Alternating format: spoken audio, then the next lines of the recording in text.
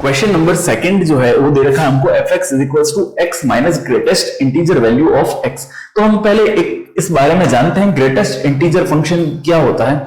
जैसे हम एक नंबर लाइन में चूज करते हैं 4 और 5, तो 4 और 5 के बीच में जितनी भी हमारे पास वैल्यूज होंगी जो डेसिमल के अंदर होंगी, जैसे सपोज 4.5, 4.89 या 4.01, इन सभी वैल्यूज के अंदर हमको एक इंटीजर वैल्यू लेनी पड़ेगी। नाम तो है इसका ग्रेटेस्ट इंटीजर फंक्शन, लेकिन यहां पर इन दोनों इंटीजर्स के बीच में जितने भी नंबर होंगे उनमें हमको इंटीजर वैल्यू केवल 4 को ही लेना पड़ेगा, जो लोएस्ट है दोनों में से। सपोज हम इसको एक्सटेंड करते हैं, यहां पर अगर कोई वैल्यू चूज की 5.08, यहां पर हमने कोई वैल्यू चूज की 5.51 और यहां पर कोई वैल्यू चूज की हमने 5.82, तो इन 5 और 6 के बीच में जितनी भी डेसिमल वैल्यूज हैं उनमें अगर हमको ग्रेटेस्ट इंटीजर वैल्यू लेनी होगी तो वो सिर्फ 5 होगी, 6 को इंक्लूड नहीं करेंगे। तो इस फंडामेंटल का यूज हम इस क्वेश्चन के अंदर करेंगे। तो कैसे करना है, हमको कंटिन्यूटी चेक करनी है x इज इक्वल्स टू 3 पे। तो हम LHL की वैल्यू को फाइंड आउट करते हैं। तो LHL की वैल्यू के लिए हम लिखेंगे limit h is tending to 0। अब फंक्शन क्या दे रखा है, f पॉइंट है 3, तो 3 minus h is equals to limit h tending to 0। x के प्लेस पे लिखेंगे हम 3 माइनस h और यहां पर लिखेंगे बड़े ब्रैकेट के अंदर 3 माइनस h। अब हम गौर करने वाली बात है, ग्रेटेस्ट इंटीजर फंक्शन के अंदर क्या लिखा हुआ है, 3 माइनस h, यानी 3 में से हम कुछ डिक्रीमेंट करते हैं। तो 3 में से जैसे ही हल्का सा डिक्रीमेंट, क्योंकि h एक स्लाइटली डिक्रीमेंट को रिप्रेजेंट करता है, तो 3 में से कुछ भी डिक्रीमेंट किया तो सपोज जैसे आ गया 2.991, ये एक हुआ। तो अब ये इसका जब ग्रेटेस्ट इंटीजर फंक्शन निकालेंगे, यानी ये वैल्यू 2 और 3 के बीच में कहीं यहां पे एग्जिस्ट करती है, ठीक है। तो अब इसका ग्रेटेस्ट इंटीजर फंक्शन क्या होगा, इसका लोएस्ट इंटीजर, तो वो क्या है 2। तो यहां पर हम इसके प्लेस पे क्या लिखेंगे 2 और h की जगह पे 0 को पुट करते हैं। तो यहां 3 माइनस 0 माइनस का 2, तो 3 माइनस 2 वैल्यू क्या बनी 1, ठीक है। अब हम वैल्यू निकालते हैं RHL की। तो RHL की वैल्यू जो आएगी वो लिमिट h टेंडिंग टू 0, यहां पर f3 प्लस h बनेगा और limit h tending to 0। Function जो x के प्लेस पे हम लिखेंगे 3 प्लस h माइनस का, यहां पे बनेगा 3 प्लस h, ठीक है। अब 3 प्लस h यानी 3 के अंदर स्लाइटली हल्का सा डिक्रीमेंट इंक्रीमेंट, तो वो कैसा होगा, यहां पर बना 3 और यहां बनेगा 4। इसको सपोज करते हैं हल्का सा इंक्रीमेंट, तो 0.001 या इसको कुछ भी मान सकते हैं 3.12।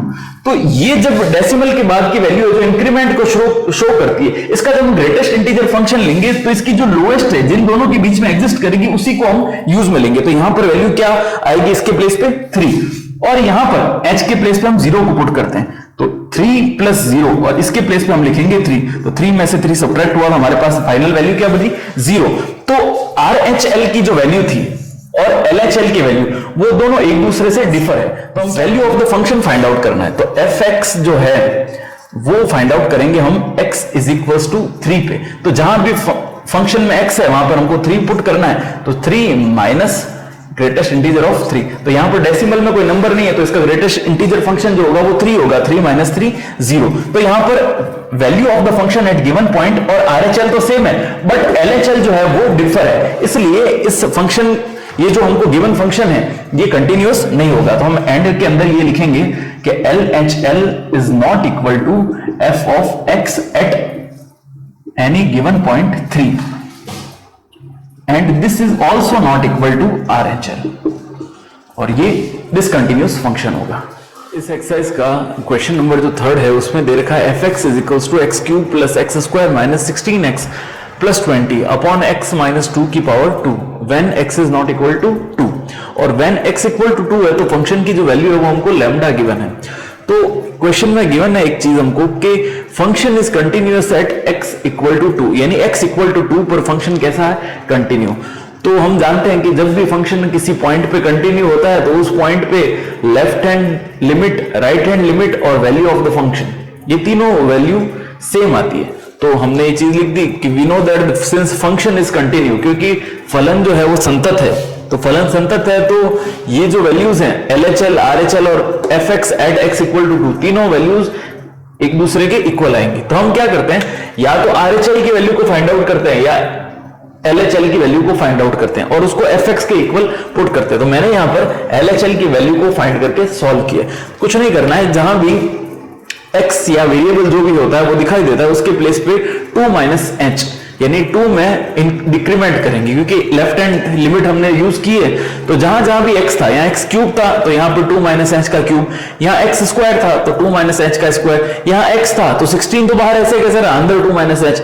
अब इसको सॉल्व करते हैं। यहाँ पर a माइनस बी का होल क्यूब ओपन किया तो a cube minus b cube minus 3ab, तो मैंने यहाँ ab यानी 2 और h लिख दिया और मल्टीप्लाई में a माइनस बी, और यहाँ पे a माइनस बी का whole square a square plus b square minus 2ab, और इसको सिंपल मल्टीप्लाई करके एक्सपांड किया।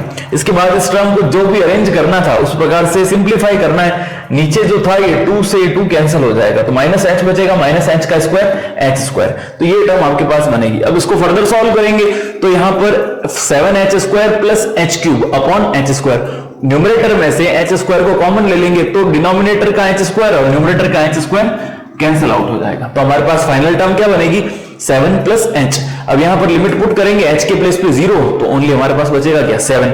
तो हमको पता है कि left hand limit, right hand limit और fx at x equal to 2 ये तीनों वैल्यू सेम है, तो इस के कारण हम लेफ्ट हैंड लिमिट को इस वैल्यू के इक्विवेलेंट रखते हैं। इस वैल्यू की जो x इक्वल टू 2 पर फंक्शन की वैल्यू थी वो लैम्डा थी, तो लैम्डा को हम 7 के इक्विवेलेंट पुट करेंगे तो ये वैल्यू हमारा फाइनल आंसर हो जाएगी। क्वेश्चन नंबर 4 हमको दे रखा है fx is equal to minus का x square when x is greater than -1 and lesser than 0, 4x minus 3 when x is greater than 0 and lesser than equal to 1 and 5x square minus 4x when x is greater than 1 and lesser than equal to 2। इसकी हमको संततता या continuity check करनी है, कब, इस close interval -1 से लगा के 2 तक में। अब यहां पर कोई स्पेसिफिक पॉइंट नहीं दे रखा हमको, केवल एक क्लोज इंटरवल हमको गिवन है और इसकी कंटिन्यूटी चेक करने का बोलता है। तो इस प्रकार के जब भी क्वेश्चन हमारे सामने आते हैं तो हमको हमेशा किन्हीं 2 पॉइंट पे चेक करनी होती है या उन पॉइंट्स पे चेक करनी होती है। ये इसको एक ट्रिक जैसा समझ लीजिए कि अगर इस क्वेश्चन में कोई भी x की 2 वैल्यूज हमको दिखाई दे जाएं एक जैसी तो उन पॉइंट के ऊपर करेंगे। तो इन क्वेश्चन के अंदर देखो, एक तो यहां पर 1 एक बार यहां दिख रहा है, दूसरी बार यहां दिख रहा है, तो 1 2 बार यहां पर अपीयर हुआ है तो x इक्वल टू 1 पे तो हमको कंटिन्यूटी चेक करनी पड़ेगी। दूसरा हमको ये नंबर जो है ये 0 ये भी हमको 2 बार दिखाई दे रहा है, तो इस पे भी हमको यहां पर चेक करनी पड़ेगी कंटिन्यूटी। और यहां पर 2 जो है ये सिर्फ एक बार है, -1 है तो ये भी एक बार है, तो इनके ऊपर कंटिन्यूटी चेक नहीं करनी। तो अब हम चेक करते हैं x बराबर 0 पर, तो at x is equals to 0 हम पहले 0 के लिए चेक करते हैं। सबसे पहले यहां पर लेफ्ट हैंड लिमिट, अब यहां पर x जो है वो 0 से छोटा है तो इस बार फंक्शन की वैल्यू x स्क्वायर को लेंगे, तो क्या बनेगा, limit h is tending to 0 f of 0 minus h is equals to limit h is tending to 0, यहां पे माइनस का सिंबल, यहां पे 0 माइनस h का स्क्वायर। इसको सॉल्व करते हैं तो limit h tending to 0 a minus b का होल स्क्वायर या 0 का कुछ मतलब तो है नहीं, तो यहां पे हम h का स्क्वायर ही लिख देते हैं, इसको माइनस के h का स्क्वायर, तो माइनस के h का स्क्वायर यानी h स्क्वायर और h टेंडिंग टू 0 है तो यहां पर अल्टीमेट जो वैल्यू बनेगी वो बनेगी 0। अब हम निकालते हैं राइट हैंड लिमिट, तो राइट हैंड लिमिट में जब x 0 से ग्रेटर है तो यहां पर limit h tending to 0 f of 0 plus h, ठीक है। अब जो फंक्शन दे रखा है 4x, तो 4 तो एज इट इज रहेगा और x के प्लेस पे हम लिखेंगे 0 प्लस h और माइनस का 3। अब मल्टीप्लाई कर देते हैं अंदर, तो 0 से मल्टीप्लाई करने पर तो कुछ रहा नहीं, तो limit h is tending to 0, यहां पे 4h माइनस का 3, ठीक है। अब 4h यहां पे जहां जहां h था वहां पर वैल्यू हमको 0 पुट करनी है, तो यहां पे 0 पुट करेंगे तो पूरी टर्म 0 बन जाएगी, बचेगा क्या हमारे पास, ओनली माइनस का 3।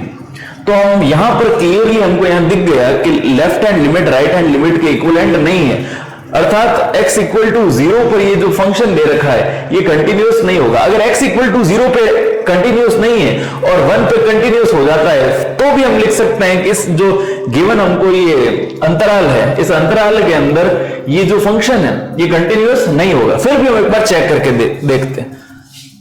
Eight x is equals to 1 पे चेक करके देखते हैं। तो 1 मैं यहां पर एक और बात, इस क्वेश्चन के अंदर यहां भी नहीं दे रखा था कि जब यहां पर 2 बार 0 थे पर इज इक्वल्स टू का साइन नहीं था, इसलिए वैल्यू ऑफ द फंक्शन हमने फाइंड आउट नहीं की।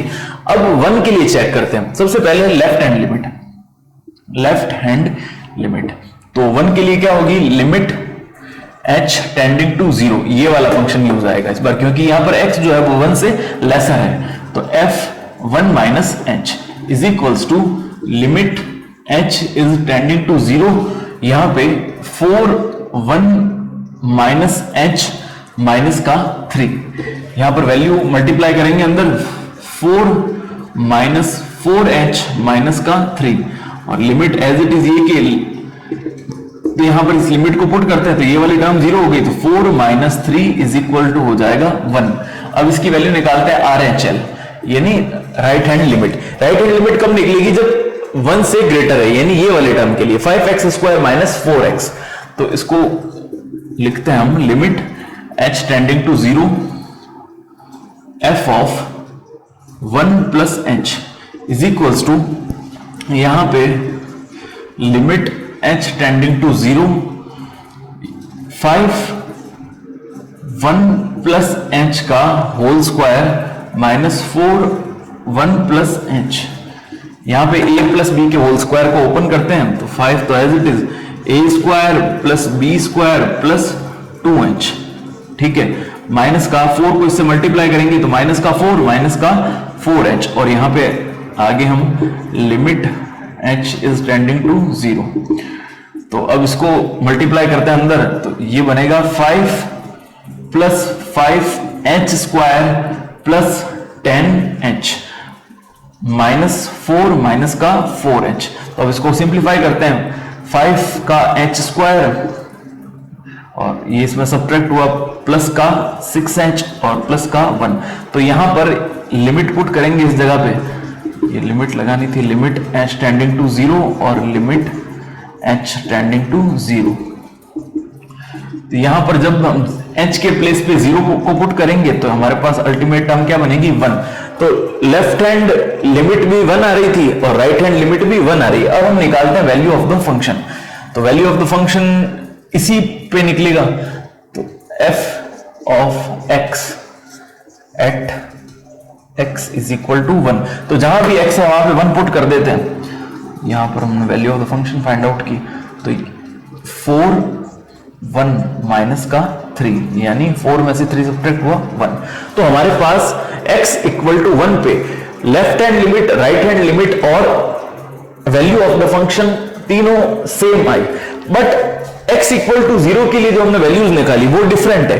तो हम इस क्वेश्चन के एंड में एक लाइन लिखेंगे कि दिया हुआ जो क्वेश्चन है, दिया हुआ फलन या फंक्शन जो है x इक्वल टू 0 के लिए तो डिसकंटिन्यूअस है, बट x इक्वल टू 1 के लिए कंटिन्यूअस या संतत है।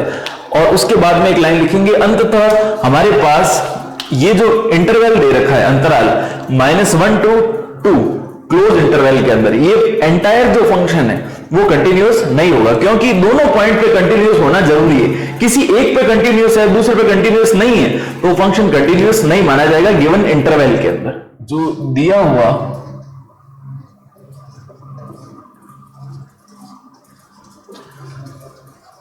फलन fx x is equals to 0 पर असंतत तथा x इज इक्वल्स टू 1 पर संतत है, इसलिए fx जो है वो अंतराल -1 से लेके 2 में असंतत होगा। यानी इसका मतलब ऐसा कि जो भी फंक्शन किसी भी गिवन इंटरवल के अंदर जिस पॉइंट पे हम निकालते हैं दोनों के अंदर हमको कंटिन्यूअस होना जरूरी है। किसी एक में कंटिन्यूअस और दूसरे में नॉट कंटिन्यूअस हो तो वो फंक्शन इस पूरे इंटरवल के अंदर डिसकंटिन्यूअस माना जाएगा। इसलिए हमने यहां पे लिखा कि x इक्वल टू 0 पे तो ये डिसकंटिन्यूअस है और x इक्वल टू 1 पे ये कंटिन्यूअस है। सो fx is discontinuous in the interval -1 to